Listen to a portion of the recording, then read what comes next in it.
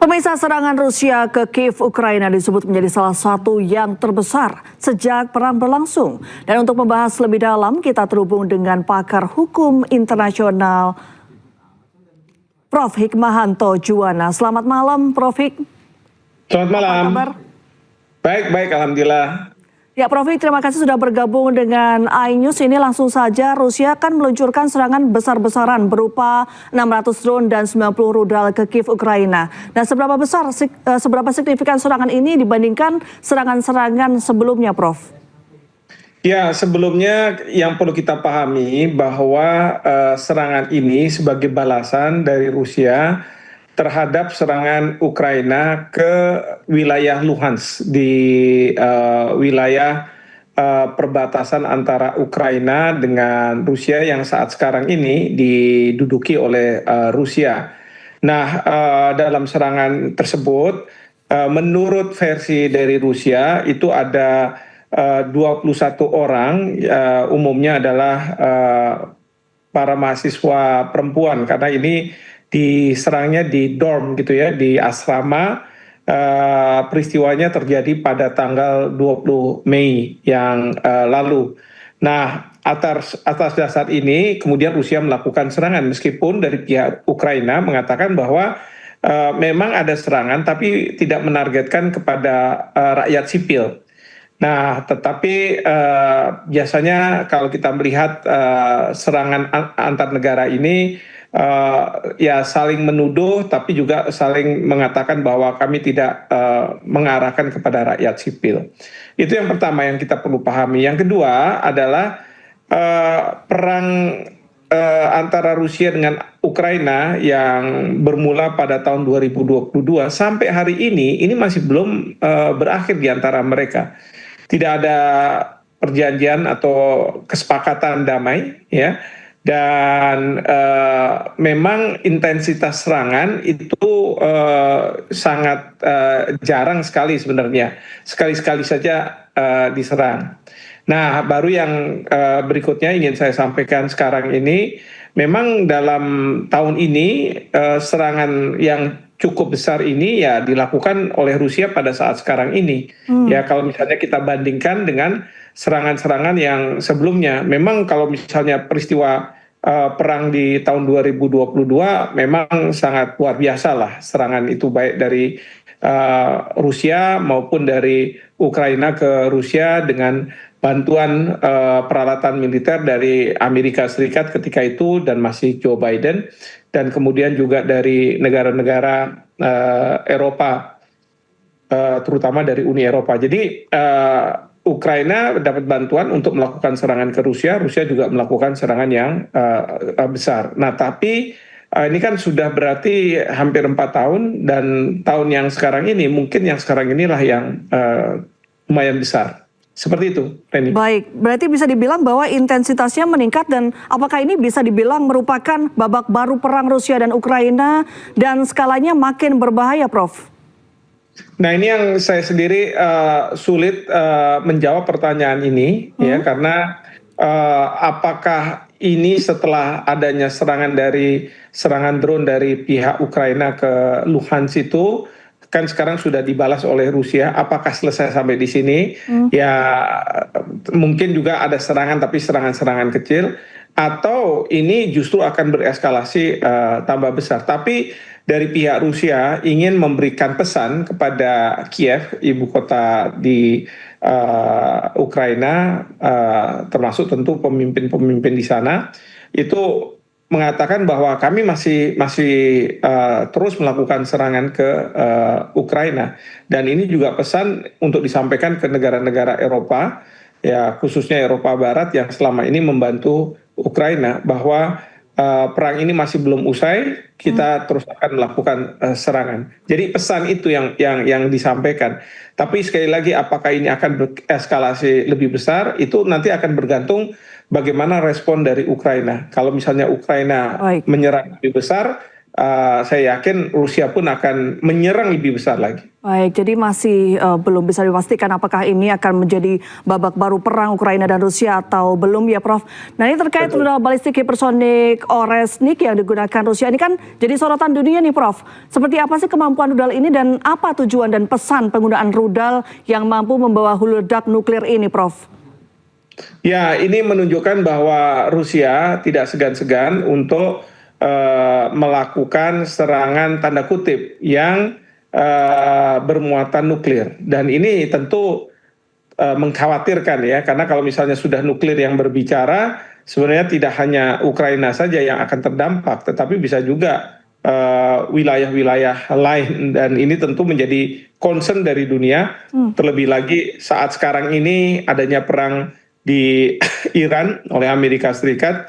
Suatu ketika juga Presiden Trump mengatakan bahwa beliau akan menghilangkan peradaban Iran. Itu orang bertanya apakah akan menggunakan hulu ledak nuklir ya di dalam menyerang Iran. Nah sekarang yang kita lihat adalah Rusia sudah mulai masuk ke ranah tersebut ya, walaupun kita tahu dampaknya masih tidak sedahsyat kalau misalnya perang nuklir itu memang benar-benar dilakukan seperti itu.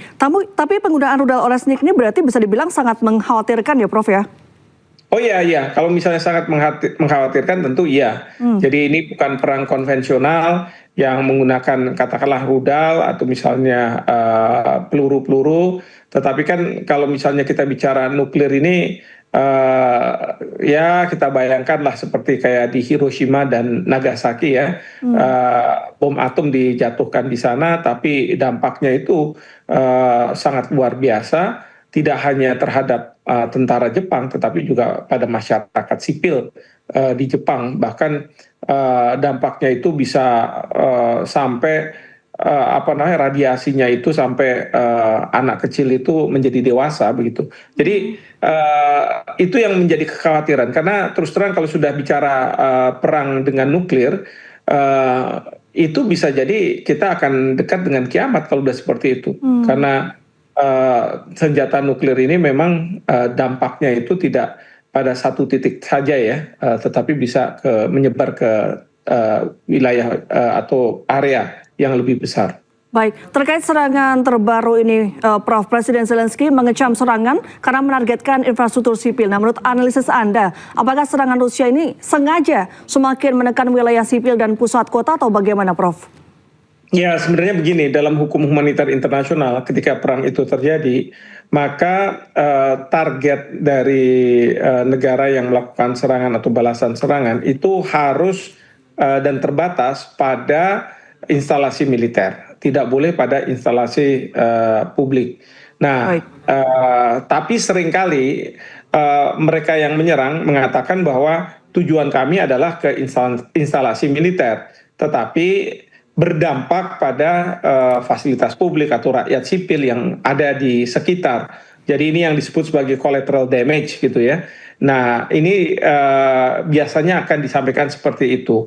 Itu yang pertama. Dan yang kedua, sekarang ini kadangkala ada juga personel-personel militer yang kemudian kayak di Amerika waktu mereka di pangkalan militer salah satu negara Teluk itu menginap di hotel, dan hotel itu yang kemudian menjadi diserang gitu ya, hotel sipil memang, tapi ada tentara Amerika di sana.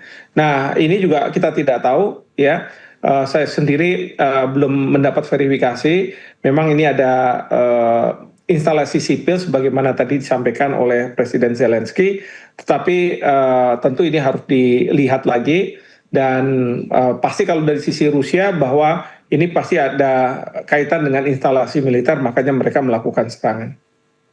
Baik Prof, seperti kita ketahui Ukraina ini kan gagal untuk menghadapi gelombang drone dan rudal dalam jumlah besar. Nah, seberapa kritis kondisi pertahanan udara Ukraina saat ini, Prof?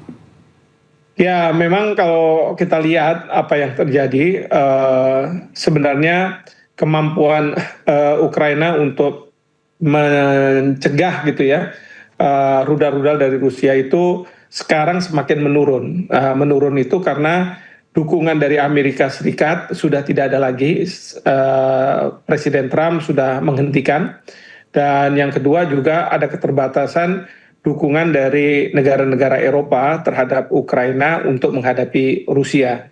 Nah, oleh karena itu yang saya bisa perhatikan bahwa kemampuan dari pihak Ukraina untuk mencegah rudal-rudal Rusia masuk ke Ukraina itu semakin menurun begitu. Seperti itu. Baik Prof, menurut Anda apa yang membuat perang Rusia dan Ukraina begitu berkepanjangan? Apakah ada keterlibatan Amerika Serikat dalam peperangan panjang ini? Ya, sebenarnya Amerika Serikat mencoba untuk mendamaikan antara Rusia dengan Ukraina ya, meskipun sampai hari ini belum terjadi. Nah, memang yang diminta oleh Rusia terhadap Ukraina itu adalah ada bagian-bagian tertentu dari wilayah Ukraina, yaitu Luhansk dan Donetsk, untuk menjadi bagian dari Rusia, paling tidak menjadi negara otonom tapi di bawah Rusia, bukan di bawah Ukraina. Nah, ini yang tidak bisa diterima oleh Ukraina karena mereka mengatakan bahwa ini wilayah Ukraina dan mereka tentu akan melakukan serangan-serangan ke Luhansk dan Donetsk karena mereka melakukan tindakan separatisme. Nah, jadi ini permasalahan di situ. Dan yang kedua permasalahannya adalah permasalahan Rusia tidak ingin Ukraina masuk jadi anggota dari NATO. Karena kekhawatiran Rusia, NATO semakin mendekat dengan Rusia dan mereka khawatir bahwa NATO akan sewaktu-waktu bisa menyerang Rusia. Jadi isu yang seperti ini yang yang terjadi karena di bawah Presiden Zelensky sebenarnya Ukraina ini ingin masuk menjadi anggota Uni Eropa, lalu kemudian juga menjadi anggota dari NATO. Ini sesuatu yang tidak bisa diterima oleh Rusia.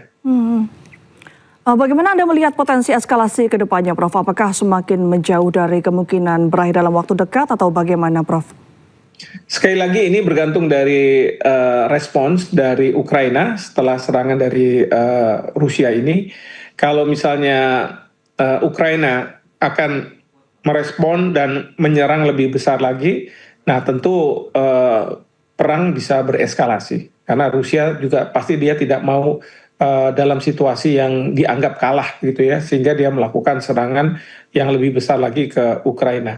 Tapi kalau Ukraina menganggap bahwa sudah satu-satu ya, dan kemudian dia tidak melakukan serangan ke Rusia, mungkin saja eskalasi yang diharapkan bisa terjadi itu tidak terjadi. Baik, Prof. Hikmahanto, terima kasih atas dialog luar biasa pada malam hari ini. Selamat malam dan semoga sehat selalu. Ya, pemirsa, Breaking News akan segera kembali usai jeda bersama rekan Bayu Pradana.